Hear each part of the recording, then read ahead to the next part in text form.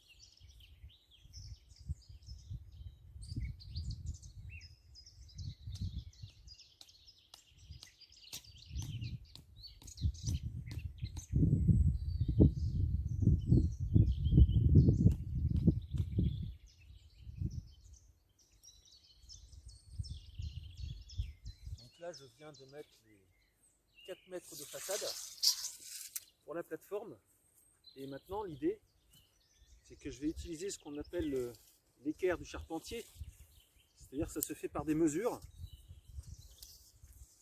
Donc, tu vas voir ça. Donc le principe de l'équerre du charpentier, c'est que là, depuis ce poteau-là, j'ai déroulé mon mètre, là sur une longueur de un peu plus de 4 mètres, pour avoir ma référence pour le prochain poteau que je vais mettre à 4 mètres. Ça va être une plateforme de 4 par 4.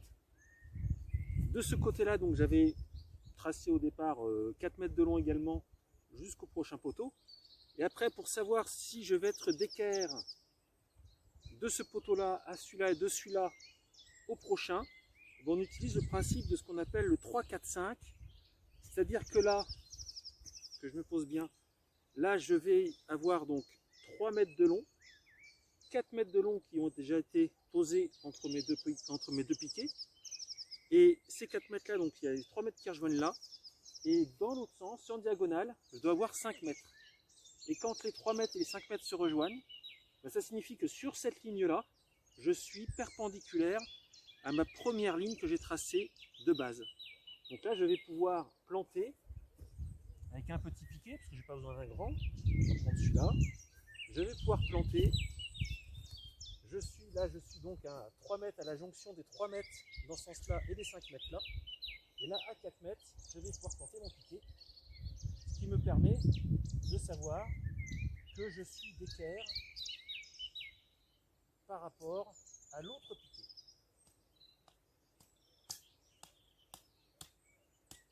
Alors ça rentre bien dans la terre, j'ai de la chance, j'ai une terre assez meuble quand même. Voilà, hop, et c'est rentré. Et pour poser le quatrième piquet, eh bien, je vais faire de la même manière dans l'autre sens. Et après la vérification, ce sera de voir si j'ai bien 4 mètres également dans ce sens-là. Et avec forcément les 4 mètres que j'aurais mis aussi ici.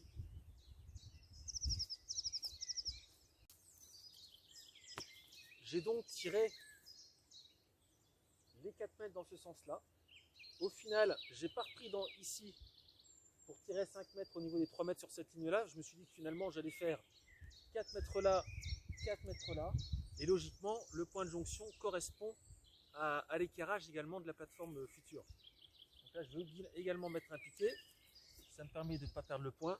Et après, je vais quand même vérifier avec le 3, 4, 5 pour être sûr d'être juste dans ma position. Alors là, clairement, pour l'instant, je ne suis pas au millimètre près ni au centimètre près, quoique j'essaie quand même d'être assez proche du centimètre, puisque là, surtout le but du jeu, c'est de pouvoir définir la pente qu'il y a depuis ce piquet-là à l'autre, et de voir quelle pente j'ai, si c'est 10 cm, 20 cm de différence, parce qu'après je vais pouvoir ainsi préparer mes poteaux en fonction de ça, que après je pourrai enfoncer dans le sol.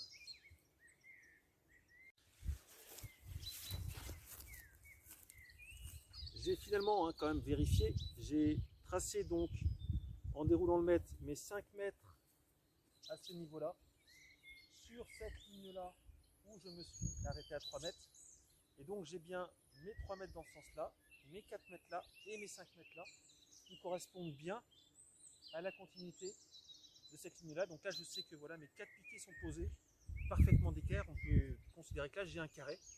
Et le but là aujourd'hui maintenant, ça va être donc de prendre le laser et de vérifier le niveau. Puis je vais te dire, j'en ai absolument mais aucune idée. À vue d'œil comme ça, je dirais peut-être une quinzaine de centimètres. On va regarder 15-20 cm. On va regarder ça. J'ai donc positionné mon laser à ce niveau-là. Niveau laser, ce qui est quand même très pratique, surtout sur des terrains un peu comme ça, avec plein de pentes dans tous les sens. C'est quand même plus simple. Et là, le principe, c'est qu'il y a le rayon qui est là, qui balaye en fait son environnement sur un angle de 120 degrés ou même quasi 180, je crois. Surtout si on le tourne après, on peut le tourner. Et donc, ça va me permettre de retrouver le trait du rayon sur le bambou et de savoir à quel niveau. Alors comme ça, à vue d'œil, j'en ai franchement aucune idée. Je pense que c'est plus de 15 cm. Toute la difficulté, c'est de réussir à trouver, parce qu'il y a quand même encore un peu de luminosité aujourd'hui, malgré le soleil qui est un peu parti. Donc là, je cherche où se trouve le rayon. Je vais peut-être prendre un mouchoir ou une feuille blanche, parce qu'avec la luminosité, c'est un petit peu compliqué là. C'est l'inconvénient des lasers à l'extérieur. J'avais déjà expérimenté cela pour la maison en bois. Donc, j'ai sorti le mouchoir, parce que sans mouchoir, on a vraiment du mal à voir. Et c'est beaucoup plus que ce que je croyais.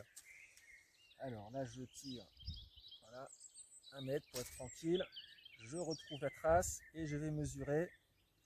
Voilà, là j'ai la trace. Sur le mouchoir, je le vois bien.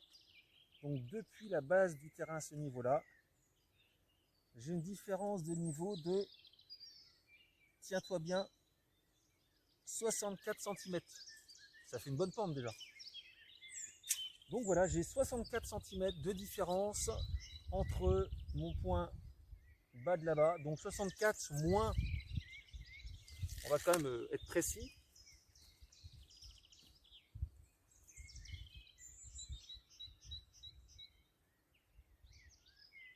On va dire 64 cm moins presque 10. Donc on va dire que je suis à 54 cm de différence. Sachant que les poteaux, j'aimerais les enfoncer à peu près de 50 cm. En fonction de ce que j'ai dans le sol, je vais bien voir aussi à quel point je peux les enfoncer. Donc voilà, j'ai des poteaux à faire qui vont faire à peu près 1 mètre de long. Donc maintenant, je vais aller faire les poteaux, chercher les poteaux, et je vais te montrer ça.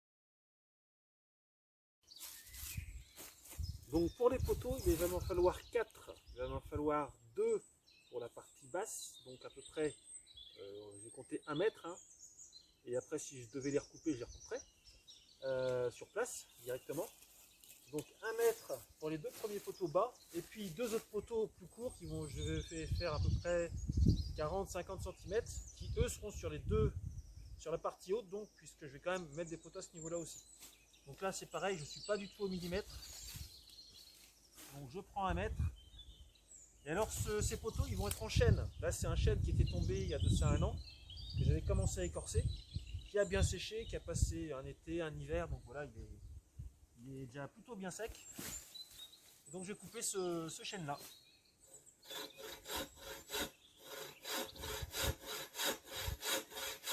Donc voilà les 4 poteaux de coupé, 4 poteaux en chaîne. Et alors, moi je trouve ça toujours magnifique, hein, mais je suis pas forcément objectif parce que j'adore le bois. Mais voilà, regarde le bois en bout. Donc on voit qu'il peut se fendre, hein, mais ça c'est absolument pas un problème. Il peut travailler autant qu'il veut, ça ne me gêne pas. C'est des bois de charpente. On n'est pas en train de faire un meuble. Et tu vois comme c'est joli, le grain qui est fin, on voit vraiment toutes les cernes. Je ne bouge pas, je me pose. Regarde. Là on peut compter les cernes. Déjà ce petit bout de chaîne, on peut s'amuser, si des fois tu en as le courage, à compter les cernes et à me dire l'âge qu'il avait. Je viens donc de ramener le bois pour le brûler. Et donc maintenant je vais faire le feu. Voici les morceaux de bois, les 4 futurs poteaux. Et ici, eh bien en fait, vu que le temps est un peu pluvieux et que je ne sais pas ce que ça va donner si j'aurai le temps de brûler tout ça avant qu'il pleuve. Et là, j'ai fait un petit tas de bois, j'ai bien balayé autour et je vais en fait brûler ça en dessous. Ben là, on est dans l'espace détente, hein, et donc je vais brûler les bouts de bois maintenant. Je viens juste de lancer le feu, donc ça va, il brûle plutôt bien. Les bois sont bien secs. Là, surtout au début, hein, j'ai mis toutes les écorces que j'avais faites, que j'avais laissées à l'abri. Donc là, ça a tout de suite bien pris. Et là, tu peux voir, ça y est, ça commence à brûler. Donc là, on est parti pour un certain temps afin d'arriver à ce que le bois soit bien brûlé. Le feu continue. Et alors, je te montrerai hein, comment ça se passe en fait. Comment sait-on que le bois, je dirais, est cuit à point? C'est un peu comme une viande hein, ou autre chose qu'on cuit. Voilà, il y a une cuisson bien particulière pour que le bois soit bien préparé. Et donc là, nous avons un exemple du bois qui est assez brûlé. Je te montre. Tu peux voir là, en surface, qu'il se craquelle. Donc quand il se craquelle, c'est bon signe. C'est que là, la cuisson est à point. Donc après, on le retourne et puis on continue de le faire brûler.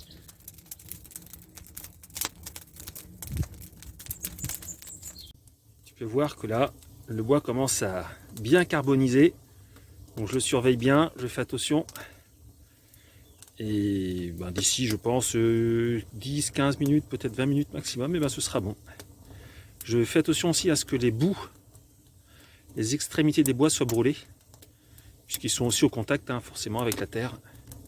Donc là, les 3 derniers morceaux finissent de se carboniser. Là, j'en ai sorti un pour te montrer. Donc tu vois, là on voit bien que ça a craquelé. Et après, tu vois, si on peut s'amuser, hein, si on veut, à gratter. Et si on gratte, après, on arrive vraiment au bois qui a été complètement durci par ce phénomène de cuisson. Je te laisse, attends voir, je nettoie un peu mieux. Hop. Voilà. Et voici le bois bien durci. Moi j'aime beaucoup en plus, hein, j'aime bien cette teinte là. En noir comme ça, je trouve ça sympa aussi. Et voici les jolis poteaux, tout bien noircis. Et tu peux voir, enfin moi personnellement je trouve vraiment ça joli. Après tu vois le bois il devient quasiment brillant. C'est vraiment très chouette. Et tout étant toujours parfaitement bien fait, eh bien je viens de recevoir le bois que j'avais commandé.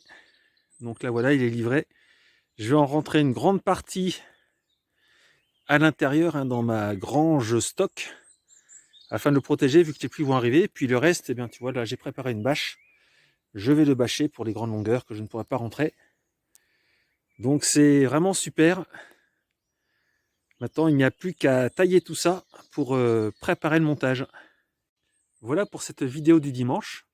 Je te souhaite donc une très belle journée. Et puis pour le reste des opérations, c'est à suivre. Je te fais évidemment des vidéos pour continuer de te montrer tout ce qu'il va se passer, aussi bien au niveau de la taille que du montage, etc. De tout ce que je vais mettre en œuvre pour créer ce petit chalet. Au revoir.